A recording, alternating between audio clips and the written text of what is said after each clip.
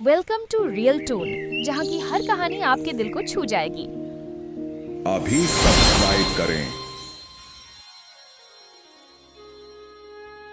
यह कहानी है एक राजा और उसके राज्य के एक बुद्धिमान लड़के की। राजा का नाम वीरेंद्र प्रताप था और लड़के का नाम सरकार, राजू। हमारे पास खाना राजा खाने दिल के का लिए बहुत कुछ अच्छा नहीं था। है। वो अपनी कृपया प्रजा का हमारी मदद बहुत करें। ख्याल रखता था। मंत्री जी, जिनके इनको जो पास कुछ खाना चाहिए नहीं सब दिया होता, जाए। उनको अन्न दान देता और हर एक कठिनाई में उनके साथ खड़ा रहता। इधर राजू भी कुछ कम नहीं था। वो अपने परिवार का हमेशा ख्याल रखता और हर एक मुश्किल का सामना बहुत बुद्धिमता से करता। माँ देखो, मैं सब्जियां ले आया।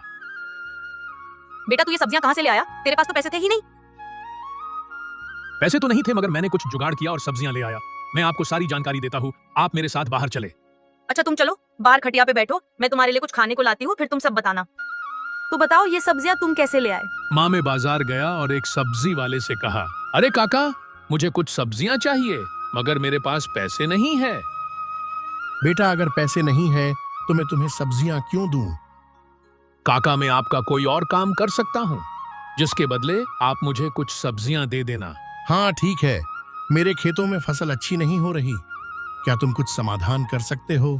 जी, कुछ ट्राई तो कर सकते हैं। चलो खेतों में ले चलो। हाँ तो चलो मेरे साथ। माँ, थोड़ी देर उस खेत में घूमने के बाद पास जाकर बैठकर मैंने देखा कि उसमें सब्जियों के साथ अन्य बेकार के पौधे भी लगे हुए हैं। यही कारण था कि फसल अच्छी नहीं हो रही थी। मैंने सारी बात उस काका को बताई और उन्होंने खुश होकर मुझे सब्जियां प्रदान करी। फिर एक दिन क्या होता है कि अचानक से राजू के गांव के लोग बीमार होने लगे। सिर्फ लोग ही नहीं, पशु पक्षी भी मरने लगे। पता नहीं ये क्या बीमारी थी कि लोग चलते हुए ही गिर जाते और मर जाते। बहुत ही भयानक बीमारी थी। राजू का गांव राजा के राज्य में आता था, तो लोग राजा के पास मदद मांगने गए। क्या बात है, तुम सब क्यों आए हो? सब कुछ ठीक तो है? राजा जी, आपको तो पता चल ही गया होगा कि गांव में एक बीमारी फैली है, जिसके चलते लोग मर रहे हैं। क्या आप हमारी मदद नहीं करेंगे? क्यों नहीं करूंगा। आप सभी अब घर जाओ, मैं आज अपने वेद से बात करके कुछ समाधान निकालता हूँ। आइए राजा जी, बताइए मैं आपकी क्या सहायता कर सकता हूँ। वेदी जी, आपको तो पता ही होगा कि गांव में एक भयानक बीमारी फैली हुई है। आपको जल्दी उसका इलाज ढूंढना होगा। जी राजा जी, मैं जल्दी ही गांव जाकर पता लगाता हूँ। जब कुछ पता चल जाए या कोई इलाज मिल जाए तो मुझे महल में आकर बताना। जी, जैसी आपकी आज्ञा।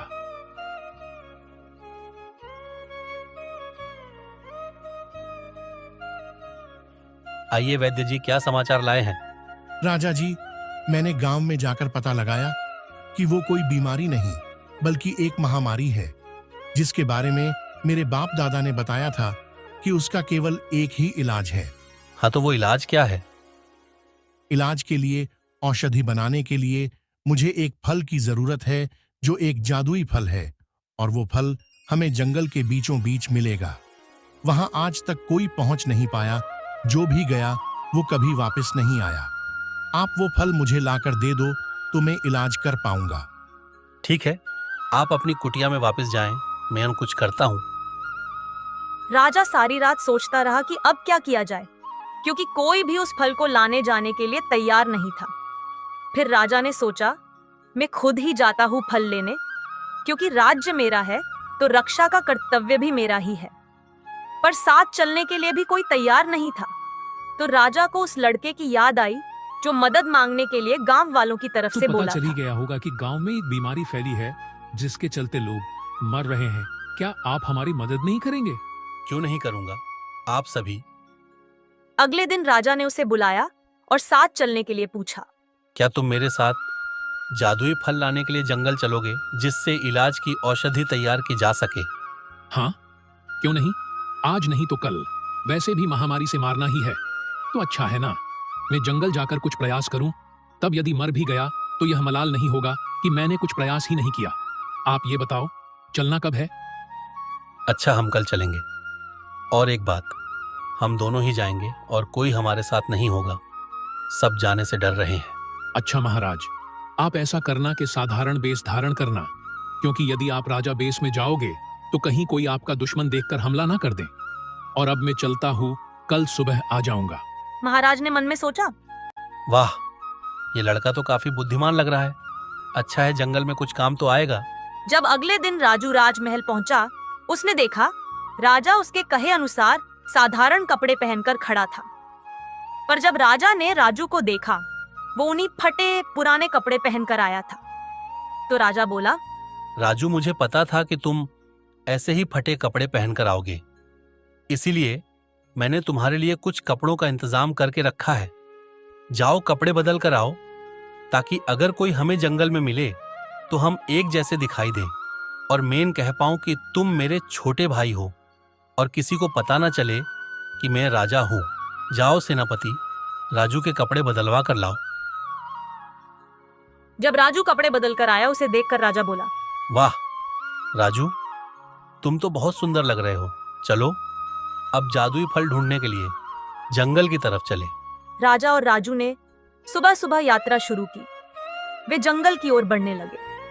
जैसे जैसे वे जंगल में गहरे उतरते गए, वातावरण और अधिक रहस्यमय होता गया। पेड़ों की घनी छाया में अजीब आवाजें सुनाई देती थी और हवा में एक जादुई सी गंध फैली हुई थी। कुछ घंटों की यात्रा के बाद वह एक नदी के पास पहुंचे। तो राजा बोला, अब ये क्या नई समस्या है? अब इस नदी को कैसे पार करें? राजा जी, लगता है हमें उस पार जाने के लिए कोई नाव बनानी होगी।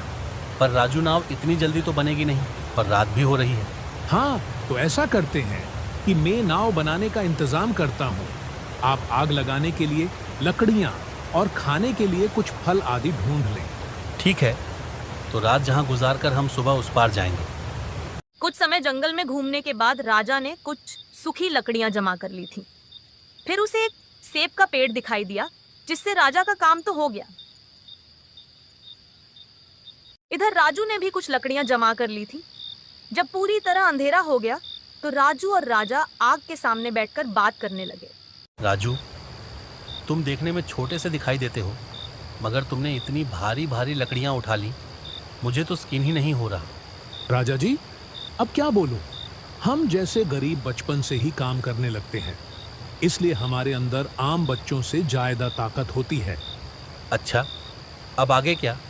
कैसे नदी पार करनी है? कल सुबह जल्दी उठकर मैं लकड़ी से एक नाव जैसा कुछ बुनाऊंगा, जिस पे चढ़कर हम नदी पार जाएंगे। अच्छा, अब हम सो जाते हैं। अगले दिन सुबह जब राजू ने नाव बना ली, उसके बाद उसने राजा को आवाज लगाई, राजा जी, उठ जाइए। देखिए, नाव तैयार है, चलो जहां से निकलते हैं। अरे वाह राजू, तुमने तो कमाल कर दिया। चलो चलते हैं। राजा और राजू नाव पे चढ़कर निकल गए। दूसरे किनारे पे पहुंचकर राजू ने नाव को बाहर निकाल लिया, ताकि वापस लौटते वक्त वो उसका उपयोग कर सके। दूसरी तरफ पहुंचकर कुछ घंटों की यात्रा करने के बाद उन्हें एक विशालकाय पेड़ दिखाई दिया। वह पेड़ इतना बड़ा था कि उसकी शाखाएं आकाश को छू रही थीं। पेड़ के तने पर चमकदार रंगों के फल लगे हुए थे। राजा और राजू ने सोचा कि यही वह जादुई पेड़ होगा। राजू, देखने में तो यही वो जादुई पेड़ लग रहा है। देखो, ये कितना विशाल है। हाँ राजा जी, यह तो कुछ अलग ही पेड़ है। आपने सही बोला, यही जादुई पेड़ होगा। अच्छा, तो जाओ राजू, फल तोड़ कर ले आओ। राजू ने चलना शुरू किया। जब वो पेड़ के पास पहुंचा, अचानक से मौसम बदल गया। जोरदार बिजली आकाश से नीचे गिरी, चारों तरफ कोहरा छा गया और फिर एक राक्षस ऊपर से नीचे आ टपका। लड़के, तुम मुंह उठाकर किधर चले आ रहा है? हम जादुई फल लेने के लिए आए हैं। फल तुम्हें नहीं मिलेगा। तुम्हारे जैसे कितने आए और सब मैंने मार के खाए। तुम दोनों दिखने में मासूम लगते हो, इसीलिए तुम्हें जाने का एक मौका देता हूँ।